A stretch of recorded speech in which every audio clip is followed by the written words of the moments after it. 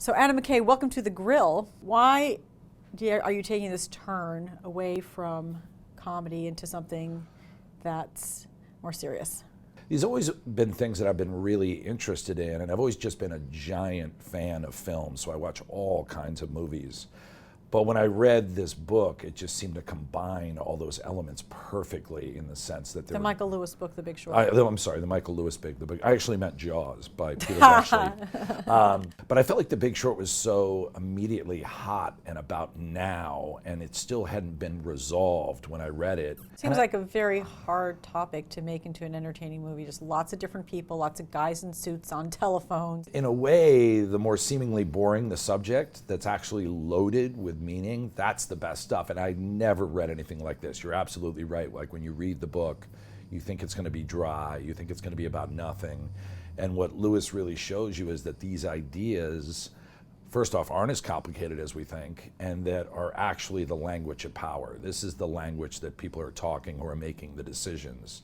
And there was something really exciting for me in reading that and realizing, oh my God, these are the conversations happening at the Fed. These are the conversations at the White House. These are the conversations in Geneva, and none of us have a clue. And right away, that got me energized. How do you make those guys likable? That's got to be a challenge, right? Like I felt like there was one key thing that made it okay, was that they didn't know that's where it was going. They really believed in the market. They believed that when there's a bad investment, you do a counter investment, and that's how the market balances itself out. Mm-hmm. So they were really looking, their history, they were guys that looked for corruption. They were guys that looked for companies that were doing sketchy stuff because they believed that that doesn't work. And in the case of Carell's character, he really viewed himself, the real guy, as a crusader. Like he would find corrupt companies, right, and he would short them, and he would win because right, they would go under. And in this case, he ended up shorting something that was so big that he realized he was in the middle of it. But there's no question. Like Christian Bale's character seemed like he had some kind of clairvoyance, yeah, you know, about what was going to happen. He's one of the great minds. And like, it's funny, you talk to these Wall Street guys and they all love to slag on each other. Yeah. But the one guy they never spoke ill of was Dr. Burry.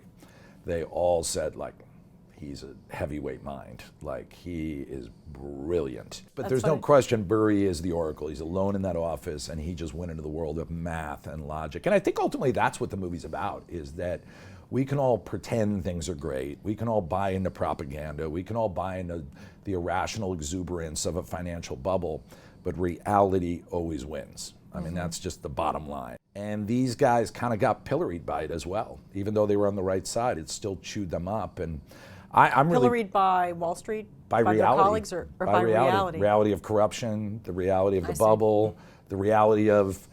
I mean, I'm really proud of the fact that we end the movie with, I'm not ruining anything here, with Steve Carell making $200 million, and we all feel crappy about it, and so does he. Right. Yeah. Right. That's hard to do in America. Anytime, usually in a movie, if someone makes $200 million, they play like, you know, I Feel Good by James Brown, yeah, and everyone dances off. But right, in this case, they realize that they're, you know, we're giving away everything for this, that it's not about this short-term gain. That's great. Anna McKay, thank you so much for joining The Grill.